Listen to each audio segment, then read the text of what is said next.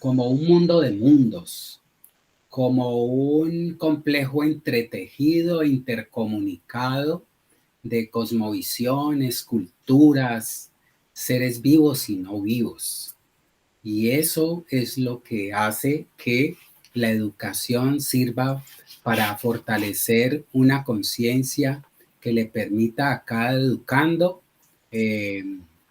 crecer como mejor ser humano, interactuar en favor del otro y lo otro que teje la existencia pluriversal.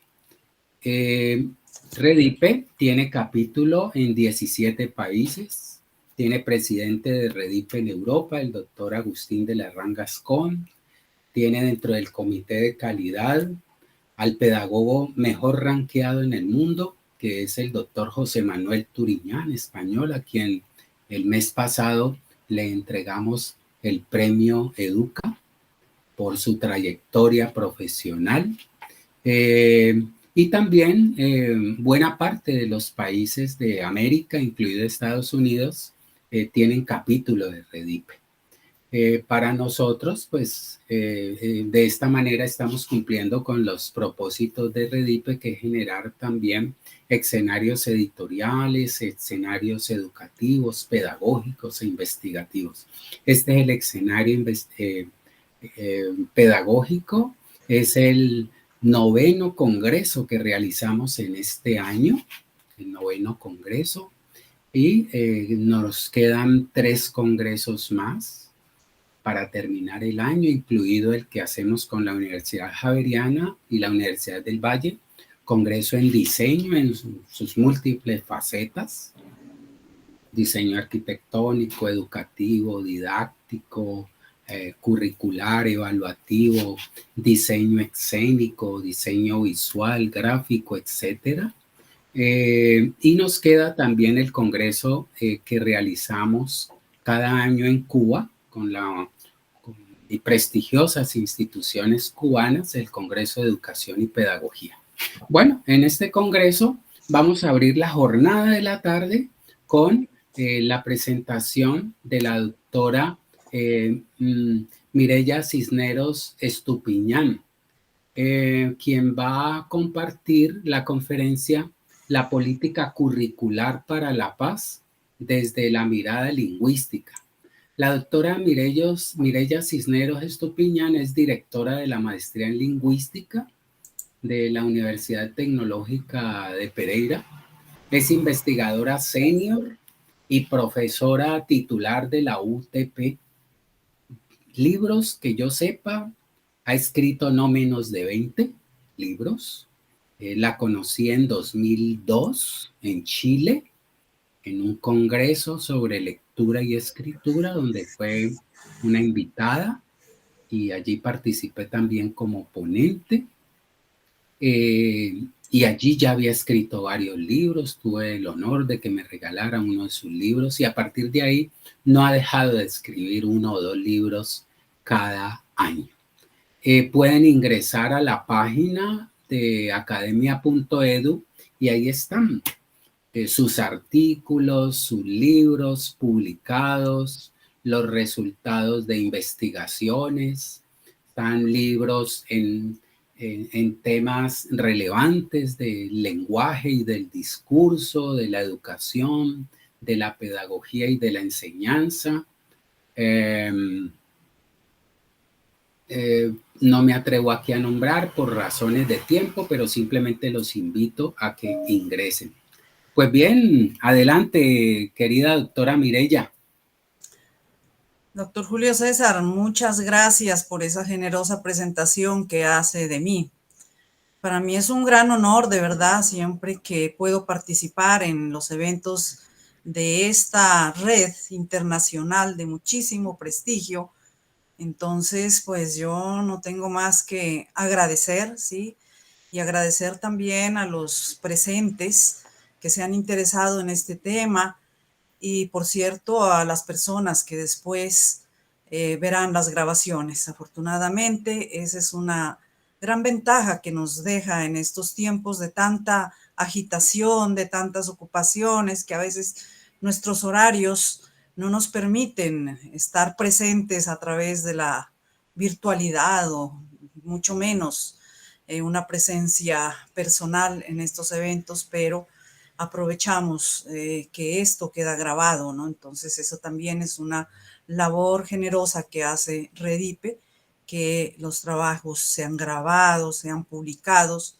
De esa manera formamos comunidad académica, que ese es nuestro interés. Bueno, espero no defraudar al auditorio con todo esto.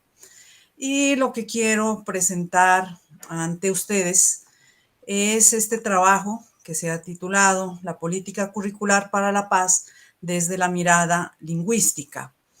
Esto es un proyecto que se trabaja, que hemos venido trabajando y tenemos algunos avances y sabemos que es mucho todavía lo que hay que hacer. Desde el grupo Estudios del Lenguaje y la Educación, en Colombia hay unas categorizaciones, la más alta es la A1 del Ministerio de Ciencia, Tecnología e Innovación. Entonces, ostentamos esa categoría y pues eso nos compromete cada vez más a seguir trabajando. No solo en cantidad, ¿no? Sino en profundización de la reflexión que hacemos. Nosotros nos alimentamos precisamente con esas sugerencias que nos hacen y por eso parece increíble, sí, que aparezcan dos libros en un mismo año, pero algunas veces no es así, sino que son nuevas ediciones de algunos trabajos, porque precisamente han tenido que pasar por el crisol de la lectura de los colegas para hacer muchas mejorías, actualizaciones. Bueno, eso es. De todas maneras, ya después mostraré la página y quiero quedar en contacto con las personas interesadas en nuestro trabajo. Bien, entonces este trabajo que expongo ahora, esto se deriva del proyecto Introducción de los estudios glotopolíticos en la formación profesional de docentes de lenguaje en Colombia. Poner modo presentación. Creo que ahí se ve mejor. ¿Sí? Bueno, entonces,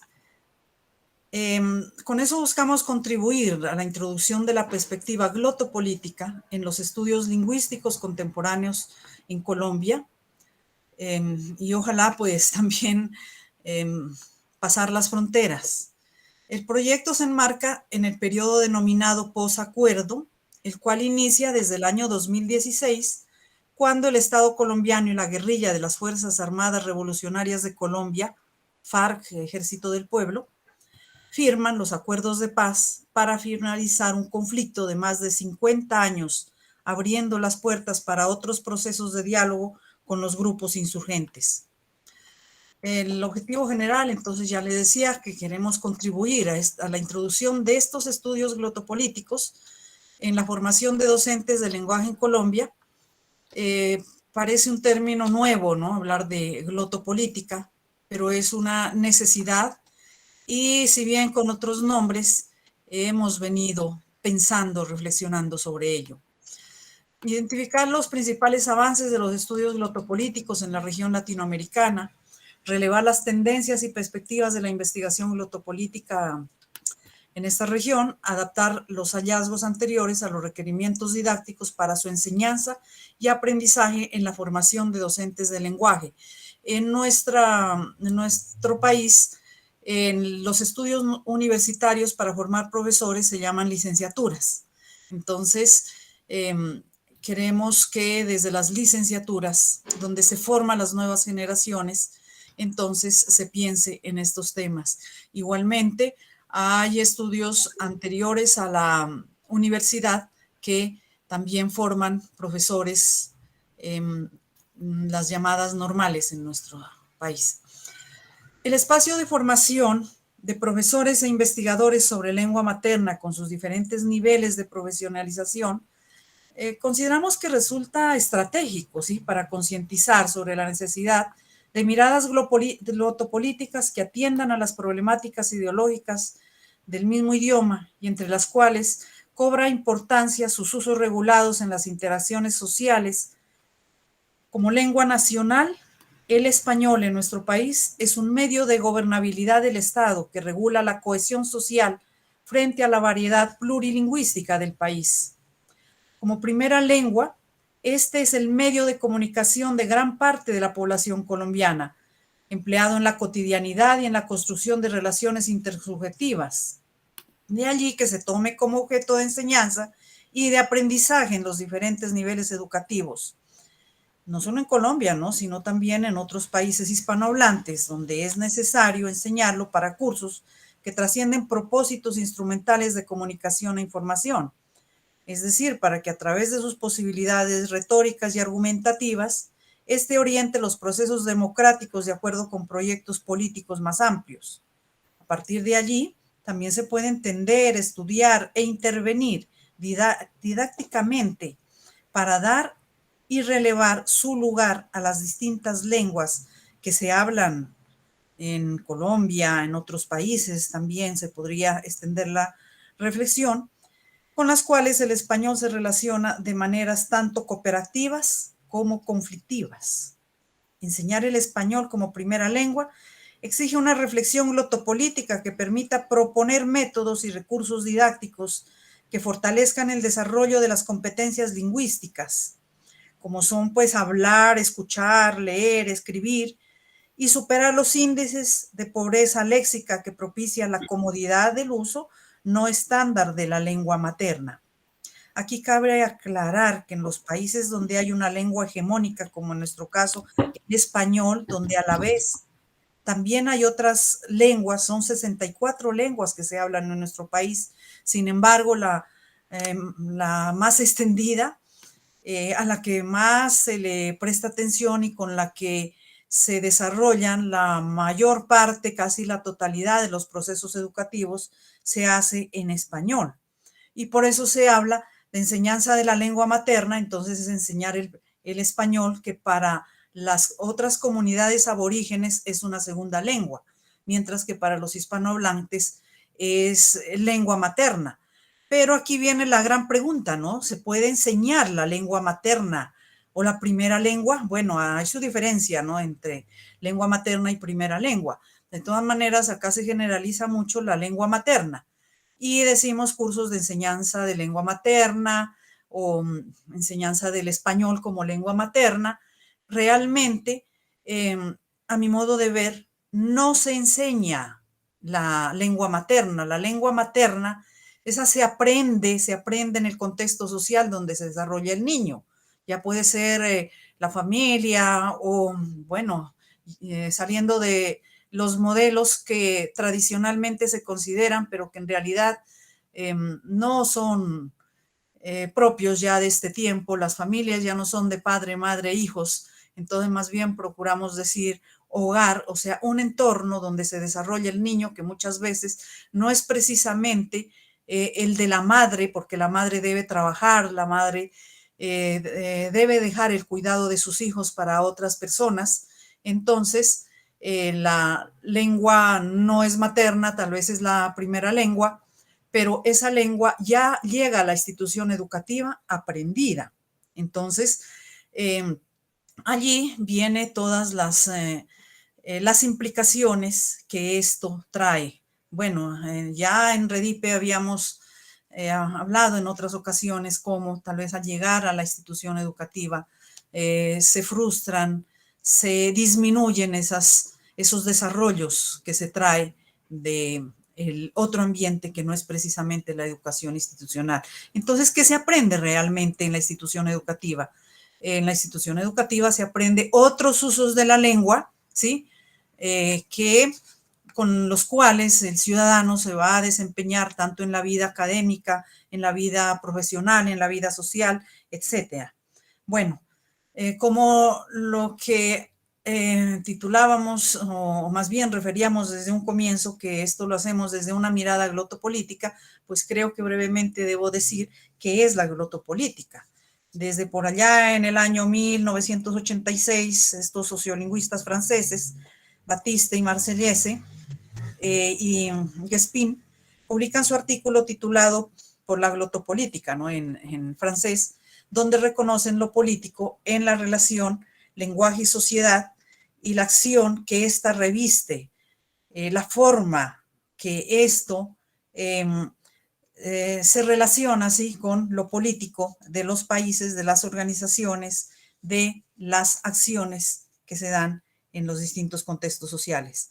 La glotopolítica es el estudio de las intervenciones ejercidas sobre las lenguas, acciones que presentan dimensiones políticas, bien sea a nivel de sus causas, efectos, conflictos o producción, reproducción y transformación de ideas con la lengua y acerca de la misma lengua. En esta noción acuñada y desarrollada en la perspectiva latinoamericana de la glotopolítica contemporánea de varios autores, ¿no? Como principalmente Elvira Narvaja de Arnaús, José del Valle desde la Universidad de Nueva York, hay que entender las intervenciones sobre la lengua como acciones que se realizan desde posiciones sociales de poder o de resistencia. La dimensión política de esas acciones radica precisamente en las divergencias y desacuerdos que anidan en sus aplicaciones y en las disputas, debates o polémicas que estas intervenciones generan en el espacio público de las lenguas. Las bases teóricas para este trabajo pues, se ubican en los estudios lingüísticos del discurso y los estudios sobre la paz. Desde la lingüística buscamos realizar un aporte al contexto actual del país con el propósito de contribuir al fortalecimiento de la cultura de la paz en Colombia. Articulamos una mirada glotopolítica del lenguaje con el problema de la argumentación en la política curricular de la Cátedra de la Paz en nuestro país. Situamos los desarrollos de las teorías argumentativas en el terreno de la educación, con perspectiva política, de cara a las dinámicas democráticas específicas en Colombia. Sobre ello ya tenemos otros trabajos que han sido publicados y expuestos. Mostramos la relación entre política y argumentación y la pertinencia de trabajar la argumentación, ¿sí?, desde la mirada glotopolítica, que nos permite entender la inclusión y fortalecimiento de las políticas curriculares de enseñanza del español como lengua materna, acorde con las necesidades que el actual estado del arte de los estudios lingüísticos nos reclama. Bueno, y veamos esto de la Cátedra de la Paz. Surge en Colombia para apoyar la superación del conflicto armado colombiano y avanzar en la transición hacia una política que esté fuera de la lucha armada. En ese contexto, pues, después de la firma del acuerdo de paz para la terminación del conflicto y la construcción de la paz estable y duradera, ¿no?, con la guerrilla, eso fue en septiembre del 2016, entonces se crea, ¿no?, surge pues esta asignatura que es vista como un espacio en el cual se puede reflexionar y formar en torno a la convivencia con respeto. Todo esto enmarcado en el artículo 20 del Pacto Internacional de Derechos Civiles y Políticos.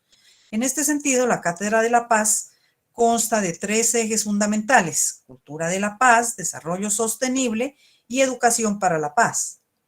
Gran parte de los estudios actuales acerca de la Cátedra de la Paz buscan principalmente su implementación operativa.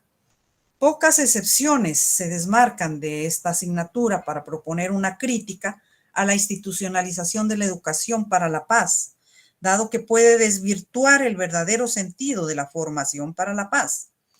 En este sentido, al estar planteada como una ley racional, existe un alto riesgo de que las propuestas generadas alrededor de la asignatura sean utilizadas como mecanismos de medición de la llamada calidad de la educación supervisados por el Estado.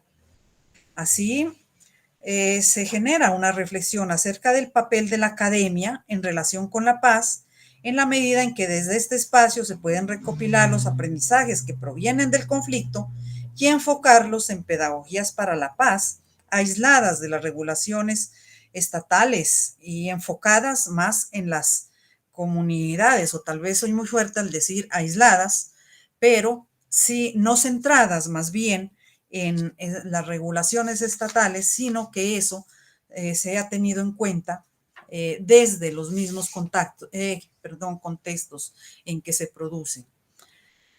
Entonces, pues es necesario identificar las implicaciones didácticas, teóricas y políticas de la enseñanza de la argumentación. O sea, nos referimos ante todo porque esto se dice que se gana, se pierde con argumentos. Entonces, ¿cómo se argumenta? Desde, para, con, entre la Cátedra de la Paz, en esos currículos que están prescriptos y editados precisamente para la educación media colombiana. Por eso el corpus del trabajo ha sido la observación, pues, ¿no?, de libros de texto de lenguaje para la educación media, los lineamientos curriculares de lengua castellana, estándares básicos, competencias de lenguaje, etcétera, que se proponen en relación con el uso de la lengua y con un énfasis que se habla argumentativo. Entonces vemos que es necesario realizar esfuerzos desde la lingüística y la didáctica para reorientar la enseñanza de la argumentación hacia la pregunta por los fines o propósitos sociales y políticos de su presencia en las aulas. Hablemos un poquito acerca de lo que es la argumentación. Entonces, uno de los campos de reflexión más activos en las ciencias del lenguaje y en la filosofía, especialmente desde finales de la década de los años 50 del siglo XX. Se trata de un área que ha construido una pluralidad de teorías sobre la argumentación como un objeto de estudio y con ello una terminología propia que hoy se puede consultar en muchas obras y en los diccionarios especializados. La diseminación de la terminología argumentativa refleja ciertas vacilaciones nacionales que aparecen tanto en el sentido común o discurso cotidiano como en los textos especializados. Muchas veces términos como argumentario, argumentador se restringen a áreas específicas o perspectivas particulares en la lingüística, como el análisis del discurso, de la corriente francesa, de Charodot, de Manginot. El impulso a este campo teórico se ubica en los estudios filosóficos y jurídicos posteriores a la Segunda Guerra Mundial. Charodot y Manginot, por ejemplo, en 2005, separan la argumentación, ¿no?, definida como expresión de un punto de vista en varios enunciados o en uno solo o incluso en una palabra, y la argumentación como modo específico de organización de una constelación de enunciados, es decir, exponen en su dimensión discursiva y textual. En ambos casos, esta separación sería solamente metodológica, teórica, con con un ordenamiento interno que la distingue de otros modos de organización. Es decir, la argumentación se presenta como una estructura. La política curricular del lenguaje en Colombia está inscrita en el ámbito de las reformas curriculares del continente que iniciaron en los años 80 del siglo pasado. Por tanto, son políticas en las cuales subyace la tensión que fue surgiendo al intentar conjurar un discurso de la competitividad globalizada, la calidad y la nueva gerencia pública, con otro planteamiento pedagógico que reclamaba mayor autonomía y desregulación curricular a partir del avance de la escuela activa y del propósito de superar la llamada pedagogía tradicional. Se trata de un conjunto de relaciones tensas entre intereses economicistas y otros que son educativos propiamente. Se identifican a nivel mundial como la superposición de la lógica económica liberal sobre la pedagogía. Frente a estas tensiones, el discurso pedagógico oficial terminó amalgamando sentidos opuestos: la regulación y la desregulación, la competencia y la competitividad, a través de la instalación de los términos calidad educativa, pertinencia de saberes, lineamientos curriculares y muchos otros que pues clausurarían esas resistencias entre los intereses enfrentados. Las denominadas competencias se convirtieron en un paradigma aceptado ampliamente en los últimos años por parte de la pedagogía y del cuerpo docente. Esa aceptación, en general acrítica, requirió para su estabilización todo un vocabulario político curricular, como habíamos dicho, calidad educativa, estándares, etcétera, configurando desde una mirada a la enseñanza y el aprendizaje como un saber hacer en contexto e influido por los requerimientos de organismos internacionales cuyas lógicas de validación y funcionamiento buscaron insertarse en el Ministerio de Educación de Colombia. Debido a esta realidad, la argumentación es presentada en los documentos del Ministerio en calidad de competencia argumentativa. Esto es como una habilidad orientada hacia la prescripción de los intercambios argumentativos en el marco de las concepciones regulativas de la ciudadanía. La argumentación en los términos de las competencias, tanto axiológicas como comunicativas, se contribuyó con ella, pues, a que el enfoque de la lingüística textual se asentara como teoría explícita de base para enseñar argumentación, alrededor de la comprensión o interpretación y producción de textos. Orbitó la reflexión curricular alineada con el argumentar como un enseñar a escribir argumentos, o los llamados textos argumentativos. Queda implicada entonces una teleología recortada y limitada al reconocimiento de tipos de argumentos, tipologías textuales, que funcionan solo formalmente, sin anclaje a la realidad ecléctica de los discursos sociales. En este sentido, educar para la argumentación se convirtió en enseñar a identificar y producir un tipo de texto estructurado idealmente desde la formulación de su estructura interna y sus variantes bien definidas. Esta visión obstruye pensar el texto en situación dentro de reflexiones acerca de la argumentación como hecho sociodiscursivo, anclado en la materialidad diversa de los discursos, o bien le resta espacio escolar a la discusión del contexto y de sus problemas sociales a través de los discursos que las atraviesan y en muchas ocasiones las configuran. En el aula de clase se trata entonces de una visión del texto como un punto de llegada en vez de concebirse como un punto de partida hacia las acciones y las decisiones sociales. La argumentación, entonces, atraviesa la política curricular de áreas escolares relacionadas con la formación para el convivir, por ejemplo, en materias relacionadas con ciencias sociales, ciudadanía, ética, y tiene el propósito de hacer transdisciplinar la denominada ética de la comunicación, presentada como un estándar de calidad en el currículo de la lengua castellana. Sin embargo, este propósito, muy bueno, por cierto, que es transversal, fue traducido como un ideal ético de la comunicación en clave normativa y sancionatoria, como un estándar desvinculado temática y estructuralmente en la distribución de saberes que se van a enseñar. Así, las dimensiones funcionales de la argumentación en la interacción democrática están influidas claramente por intenciones normativas, en que la idealización de la discusión adquiere el imperativo de una racionalidad comunicativa a la que aspira, pero que no refleja los intercambios sociales reales de los estudiantes en sus ámbitos vitales. Dado el énfasis axiológico y su tratamiento normativo en la política curricular, se trata de una orientación que postula una aconflictividad, o sea, se niega la naturaleza espontánea del disenso, o una anticonflictividad, que se proscribe el desacuerdo, pues esto se configura como ideales de las democracias.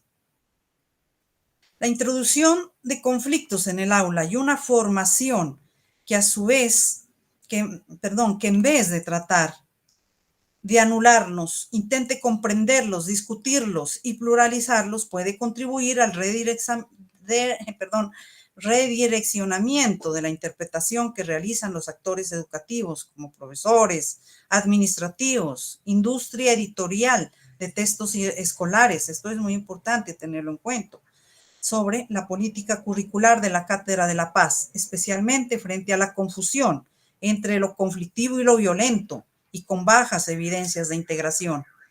Si bien el campo de la comunicación en general y la argumentación en particular cubren un área tan amplia que casi ninguna práctica social estaría desvinculada en ella, la coincidencia del discurso social como práctica englobante no alcanza a ser asertiva si no se entiende desde una perspectiva dialogante, integradora y pertinente entre los problemas sobre la paz que se abordan en sus cátedras.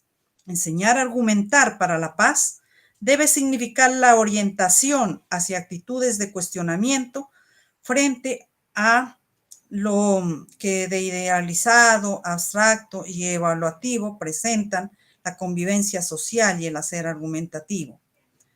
La investigación sobre la cual se basa este trabajo, esta exposición que estoy haciendo, pues como les decía, fue adelantada en el marco del posacuerdo y bueno, ahí seguimos en posacuerdo sin llegar a acuerdos y pues es un momento, ¿no?, coyuntural en la historia de nuestro país, porque representa ese intento de avanzar en la superación del conflicto, que no solamente es el armado, también el conflicto social que estamos sufriendo, por muy poco decirlo, durante más de medio siglo, porque es mucho más el conflicto que traemos. Desde la academia, esta contribución se centra en mostrar la posibilidad que tienen los estudios del discurso y el enfoque glotopolítico para aportar a la crítica de políticas públicas neurálgicas como la política curricular para la paz. La relación entre estos dos ámbitos, el discurso y la política, se plantea como un campo de incidencia de las investigaciones para no solo analizar, sino también orientar o fundamentar el diseño de nuevas políticas públicas, entre las cuales el ámbito educativo en general debe cobrar especial relevancia. De acuerdo con todo esto, la enseñanza de la argumentación, que debe estar inserta en los currículos de enseñanza del español, enseñanza de la lengua o de la lengua castellana, y más con este nombre propio en el marco de la Cátedra de la Paz, se constituye en un tópico de interés para los estudios glotopolíticos en Colombia y así contribuir a fortalecer la democracia y a la construcción de una cultura de la paz en Colombia que nos ayude a desarmar el conflicto sin anular la divergencia. Es decir, que seamos capaces de no solo buscar el consenso, sino ser capaces de vivir y de dialogar en el disenso. No todos pensamos igual. Hay oposiciones entre unos y otros y a veces con los manejos lingüísticos, políticos, socioeconómicos y todos estos aspectos se descuida el asunto importante de que debemos aprender a convivir entre disensos. Bien, sobre todo esto, entonces, se ha publicado principalmente este libro que lo muestro a la derecha, Argumentación y Política Curricular para la Paz, Enfoque Glotopolítico, el cual obsequio a todos. Aquí está la dirección, luego enviaré los enlaces. Y tenemos esta obra, Glotopolítica Latinoamericana, Tendencias y Perspectivas, que es una compilación de trabajos, un trabajo que se realizó a nivel internacional en toda nuestra Latinoamérica, incluso con otros países interesados, y conseguimos esta obra que expone trabajos relacionados precisamente con estos temas que he resumido en este momento. Muchas gracias.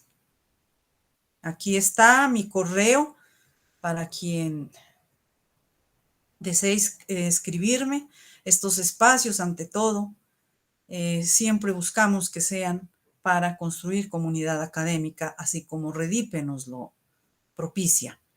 Aquí está la página que mencionaba el doctor Julio César y pues creo que ahora vamos a colocarla en el chat para que los presentes puedan tenerla y allí encontrar trabajos no solamente de este tema glotopolítico, sino también relacionados con los usos de la lengua en contextos académicos, con los usos que tienen que ver con oralidades, con escrituras, con comunicaciones multimodales. Muchas gracias de nuevo. Estoy atenta a cualquier inquietud, a cualquier pregunta que el auditorio tenga. Muchas gracias, querida doctora Mireya. ¿Me escucha? Sí, sí, sí, estoy escuchando. Sí, bien. Eh, Demasiado relevante su intervención sobre la educación para la paz y las políticas de paz. Usted hace sobre todo desde la perspectiva glotopolítica. Yo personalmente diría que es una perspectiva glotopolítica edificadora Sí, sí, por varias exactamente. razones, Sí, por varias razones. Justamente eh, educar para la paz o generar políticas para la paz precisan en primer lugar el esclarecimiento del lenguaje. Y allí la filosofía y las ciencias del lenguaje, ahí la lingüística, están presentes. Y no se trata de comprender el lenguaje solamente de manera cognitiva, sino generar escenarios como lo propone y lo hace la perspectiva en la cual usted y su grupo de investigación están inmersos, querida Mirella, de usar esas comprensiones cognitivas del lenguaje en las relaciones de disenso, en las relaciones asimétricas, en razón de aportar en la construcción de mejores espacios para la vida social, humana y también para la vida pluriversa. Es necesario en Educar para la Paz esclarecer el lenguaje intrínseco a ese proceso de la paz o al proceso educativo. Y allí nos vamos a encontrar con un mundo de conceptos y subconceptos que también es necesario esclarecer cognitivamente, pero también usar de manera comprensiva, edificadora en la vida. Y allí tendremos la posibilidad de reafirmar el lenguaje en uso, el lenguaje que edifica también. Por esa razón, no basta, como usted dice, con generar potenciales argumentativos, sino seres que sepan usar sus argumentos de manera edificadora. Ahí coincidimos y estoy absolutamente convencido de que todos coinciden en ello. Cuando hablamos de política curricular para la paz, pues es necesario ese acercamiento crítico, glotopolítico, crítico y edificante. Es muy necesario, es imprescindible, de modo que su contribución en ese sentido, querida Mirella, es bienvenida desde el horizonte pedagógico y educativo en la Red Iberoamericana de Pedagogía, así como ha sido bien recibido también por diferentes agentes e instituciones de las comunidades sociales, educativas y políticas. Muchas gracias por su intervención, querida Mirella, y abrimos el espacio a ver si algunos de los oyentes que están aquí comunicados pueden presentar su reflexión sobre su exposición o si tienen alguna pregunta.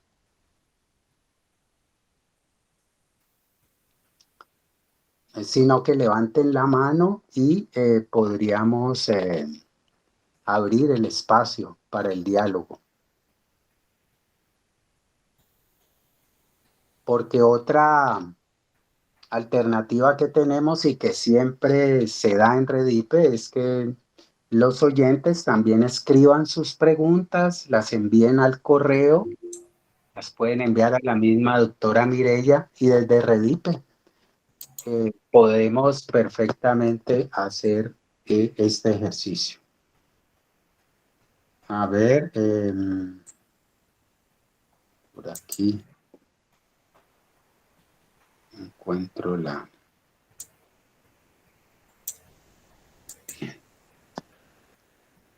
Bueno, pues yo creo, doctora Mireya, que hay algunos comentarios allí, no veo es preguntas, comentarios siempre en favor de la exposición. Muy bien, pero bueno, entonces estaremos pues atentos a que escriban a congreso@redipe.org sus comentarios para nosotros trasladárselos a la doctora Mireya. Pues muchas gracias, doctora Mireya, y cuente con nosotros como Muchas escenario gracias. para ayudar a divulgar. La felicitamos por este último libro, resultado de investigación. Redipe seguirá dispuesto para publicar los resultados de sus reflexiones e investigaciones en la revista Boletín Redipe, en la colección iberoamericana de pedagogía, y esperamos también poder nuestro sello editorial Redipe a disposición para alguno de los libros que usted o su grupo de investigación deseen eh, eh, eh, que nosotros les editemos. Pues bien, muchas gracias a usted. Ahorita vamos a, con gusto, querida Mireya. Ahorita vamos a colocar la video conferencia que está a cargo del doctor Manuel Hurtado Fernández, quien es integrante de la Asociación Nacional de Educación Prenatal, ANEP, de España. El título de la conferencia del doctor Manuel Hurtado es Aportaciones de la educación prenatal natural a la educación para la paz. Entonces le vamos a pedir el favor a Natalia que por favor nos le dé pantalla completa a esta grabación del doctor Manuel Hurtado. Los invitamos para quienes deseen también ingresar a las 3 de la tarde al panel número 2 de este congreso, panel organizado y que desarrollará la Universidad de La Salle de México y cuyo título es Rol de la Universidad en procesos de educación para la paz, la justicia y la solidaridad. Adelante, querida Natalia Andrea.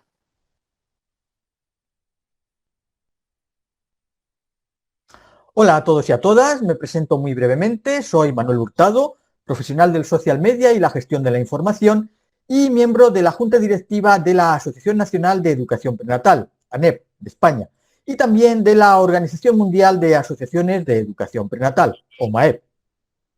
Agradezco muy sinceramente a Redipe la organización de este segundo Congreso Internacional CIEPAZ 2021 y la oportunidad que me da de participar en él hablándoos de las aportaciones de la educación prenatal natural a la educación para la paz. Me gustaría comenzar esta intervención comentando que los conocimientos sobre el periodo prenatal son cada vez mayores. En efecto, de hecho, cada vez más descubrimientos científicos desde diversos ámbitos, como la medicina, la psicología, la biología, la genética, etcétera, están poniendo en evidencia un nuevo paradigma de la vida prenatal. En este contexto están surgiendo hipótesis bien fundamentadas, según las cuales los orígenes de la violencia en el ser humano habría que ir a buscarlos en el periodo prenatal. En efecto, la conducta violenta sería el producto final de una larga cadena que se inicia en la vida intrauterina debido a un embarazo de la madre vivido con niveles excesivos de estrés, depresión o angustia, a problemas de pobreza o de abuso, a hábitos de vida de la gestante excesivamente insalubres o tóxicos, etc. Las causas pueden ser variadas, pero siempre apuntan en la misma dirección. Y para corroborar estas hipótesis, que como he dicho están bien fundamentadas, comentaros que existe ya una interesante bibliografía sobre la relación entre el periodo prenatal y la génesis de la violencia. Y podría decirse, invirtiendo este razonamiento, en la relación entre el periodo prenatal y la génesis de una cultura de paz a través de una gestación que le aporte al bebé en el útero las condiciones adecuadas para sentar en él las bases de un carácter sano y equilibrado. En esta presentación os voy a exponer algunas de las contribuciones existentes hasta el momento que relacionan, de un modo u otro, el periodo prenatal con la construcción de una cultura de paz. Y, de manera especial, me voy a centrar en la relación entre la educación prenatal y su relación con la educación para la paz. Para ello me gustaría empezar explicando muy brevemente qué es la educación prenatal natural. Y para ello parto de la base de que cada vez más descubrimientos científicos evidencian que la madre embarazada, con sus pensamientos, sus sentimientos, su forma de vivir, sus estados interiores, puede educar al niño, a la niña, antes de que nazca. Entendiendo aquí por educación la capacidad de despertar, de desarrollar todas las capacidades latentes en el individuo, ya sean de orden físico, emocional, intelectual, ético, etc. Podemos decir, pues, que lo que la madre vive, su bebé prenatal lo vive con ella. En efecto, durante los 9 meses de gestación, todo lo que la madre piensa, siente, se va inscribiendo en el bebé, lo va impregnando, de esta manera se va educando. Así pues, es en este sentido en el que hablamos de educación prenatal. El papel del padre también es muy importante. Puede comunicar con el bebé prenatal con la voz, acariciarle y sobre todo darle alegría y confianza a través de una madre feliz y segura. Destacar asimismo la importancia del entorno de la madre embarazada, su entorno afectivo familiar, social, laboral, el ambiente en el que vive, sus relaciones, el apoyo de sus seres queridos, el de su pareja, amigos y amigas, compañeros y compañeras de trabajo y, en definitiva, el de la sociedad en general.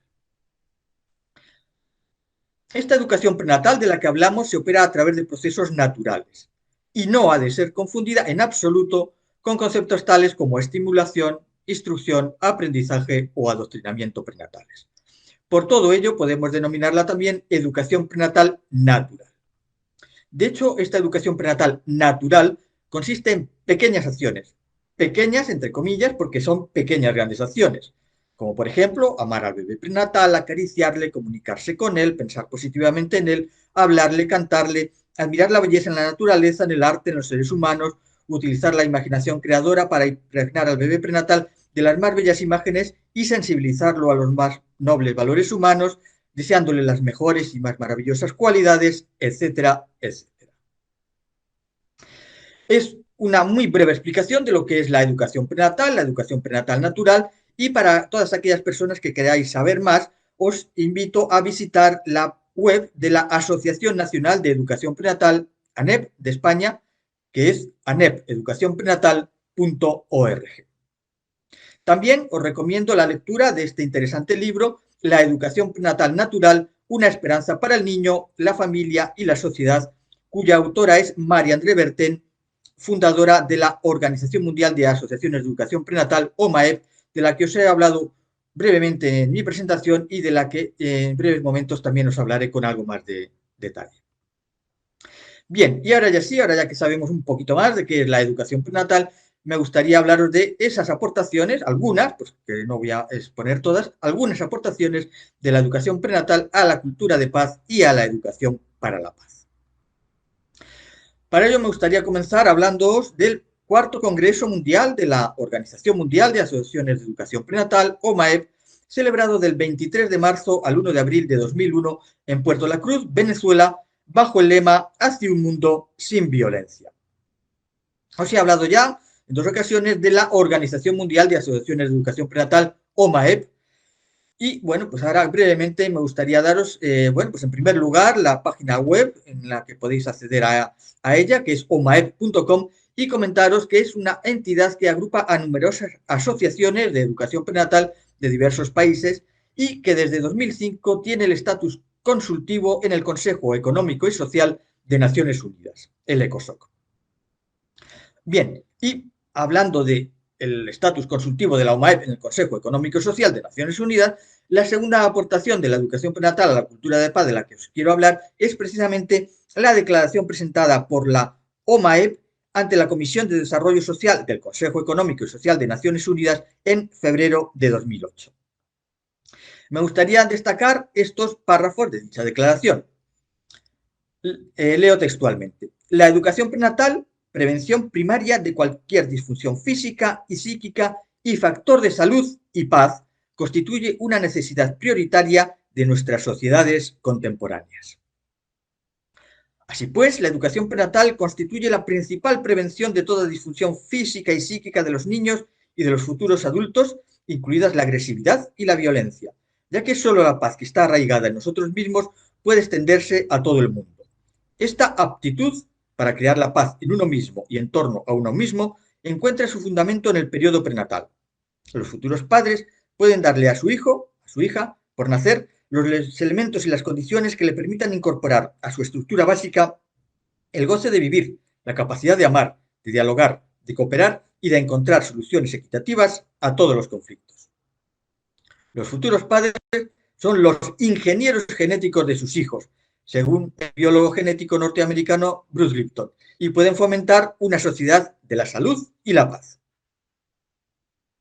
Bien, la siguiente aportación de la que me gustaría hablar es el libro Educación prenatal, educación para la paz, una educación en valores desde el inicio de la vida, cuyas autoras son Carmen Carballo y Pilar Vizcaíno. La siguiente aportación es el vídeo sobre la importancia del periodo prenatal y el papel de la educación prenatal natural en la seguridad y la paz mundiales. Vídeo que, como todas las aportaciones anteriores, os recomiendo ver y que podéis acceder a él en el enlace de YouTube que os he dejado y que podéis ver en pantalla.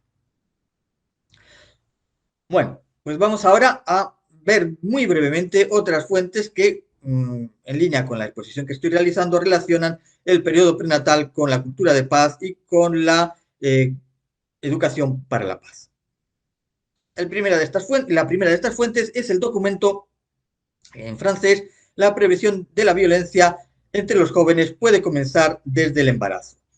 La referencia bibliográfica a este documento, al igual que a todos los recursos que antes os he comentado y que os voy a seguir comentando en esta exposición, la podréis encontrar al final de esta exposición, de esta presentación. La segunda fuente de la que quiero comentaros es el documento Prevenir la violencia a través del aprendizaje en la primera infancia del Centro de Excelencia para el Desarrollo de la Primera Infancia de Canadá. Este documento habla efectivamente de la primera infancia y dentro de la primera infancia incluye el periodo prenatal. De hecho, dentro del capítulo 5, la comprensión de la agresividad, hay un interesante apartado sobre el ambiente intrauterino que podéis ver en pantalla y que podéis leer con más detenimiento. También en el capítulo 6, el control de la agresividad, habla del ambiente prenatal óptimo. El siguiente recurso, la siguiente fuente de la que os quiero hablar es la base de datos de investigación sobre salud primal, cuyo enlace, cuya dirección web tenéis en pantalla, y que se trata de una de las principales bases de datos a nivel mundial sobre el periodo prenatal, un auténtico referente internacional sin duda, promovido por el doctor Michel Audin. Explora las correlaciones entre el periodo primal, el cual incluye la vida intrauterina, el nacimiento y el año siguiente al nacimiento, y los rasgos de personalidad y de salud en la vida posterior del ser humano. Realizando algunas búsquedas en esta base de datos, a través de palabras clave, encontramos interesantes documentos que relacionan efectivamente el periodo prenatal con la violencia, con la prevención de la violencia. Aquí tenéis en pantalla algunos de estos documentos realizados en una búsqueda sencilla en esta base de datos. Bueno, pues llegados a este punto me gustaría hacer unas conclusiones que se derivan de esta exposición que acabo de realizar de las contribuciones existentes hasta el momento que relacionan de un modo u otro el periodo prenatal con la construcción de una cultura de paz, habiendo hecho un especial énfasis en la educación prenatal y su relación con la educación para la paz. La primera de estas conclusiones es que surge la necesidad de ir avanzando en esta apasionante área de investigación, ayudando a consolidar este nuevo paradigma emergente mediante nuevas evidencias científicas que vayan corroborando cada vez más las correlaciones existentes entre el periodo prenatal y la génesis de la violencia, o como ya os he comentado anteriormente, lo que es lo mismo, invirtiendo el razonamiento, las correlaciones existentes entre el periodo prenatal y la construcción de una cultura de paz. Asimismo, es preciso que estas investigaciones ya existentes sean enseñadas y divulgadas en la sociedad, en especial entre los educadores, los pedagogos, los profesionales de la salud, los medios de comunicación, los encargados de diseñar e implementar políticas sociales, etcétera, para que estos conocimientos empiecen a formar parte de la cultura de las futuras madres y de los futuros padres, así como de los profesionales de diversas disciplinas y de los profesores de todos los niveles del sistema educativo. En esta labor es esencial el papel que pueden y deben desempeñar las universidades, las organizaciones del tercer sector, las administraciones públicas, las empresas, el sector educativo en general, los medios de comunicación, etc. Agradezco muy sinceramente a Redipe la organización de este segundo Congreso Internacional, CIEPAZ 2021, y también le agradezco su contribución en el primer Congreso Internacional de Pedagogía Prenatal, del que, si me permitís, os voy a hablar ahora brevemente de él. Se trata de un congreso que tendrá lugar en modo virtual dentro de unos días, en concreto del 15 al 17 de noviembre de 2021, de este año, dentro de unos días, como digo, y que está organizado por la Universidad Autónoma de Madrid, la Red Iberoamericana de Pedagogía. Agradezco una vez más, insisto, y no me cansaría de repetirlo, el agradecimiento a esta organización por su colaboración, y también organizado por la Asociación Nacional de Educación Prenatal, ANEP, de España. La asistencia a dicho congreso es libre y gratuita, y destacar que los vídeos de las ponencias, talleres, mesas redondas y demás intervenciones del congreso permanecerán asimismo accesibles de manera libre y gratuita por tiempo indefinido. Aquí tenéis en pantalla el logo, el diagrama de este congreso y también la página web a la que podéis acceder a él, pedagogiaprenatal.es, y dentro de él pues tendréis la página de las jornadas habidas el año pasado y la página de este congreso que tendrá lugar, como digo, dentro de unos días. Bueno, ya para ir finalizando esta presentación, me gustaría hacerlo con una frase de Joan Amari.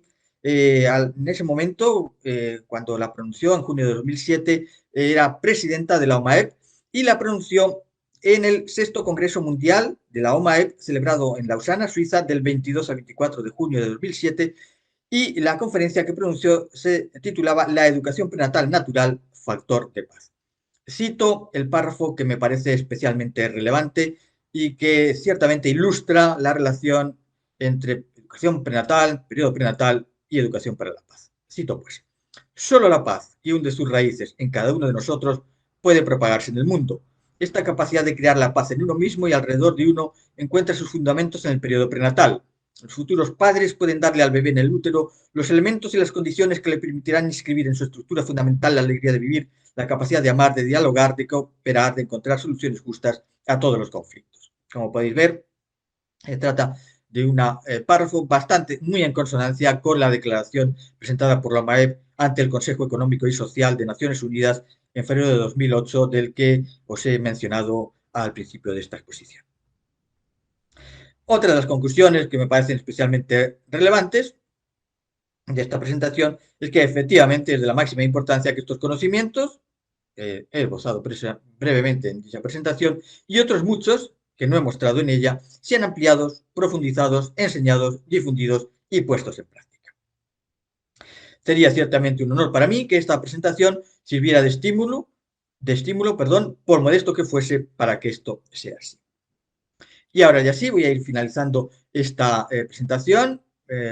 Muestro aquí, como os he anunciado anteriormente, las referencias de los recursos que os he ido mostrando en dicha exposición.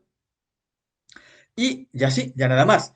Únicamente agradeceros muy sinceramente a todas las personas que habéis tenido la gentileza de asistir a este vídeo, y también agradecer una vez más a Redipe por la gentileza a la hora de permitirme participar en este magnífico Congreso Internacional CIEPAZ 2021. Muchísimas gracias, y tengo la certeza de que nos vamos a ver en futuras ocasiones, y muchísimas gracias de nuevo. Un abrazo muy fuerte.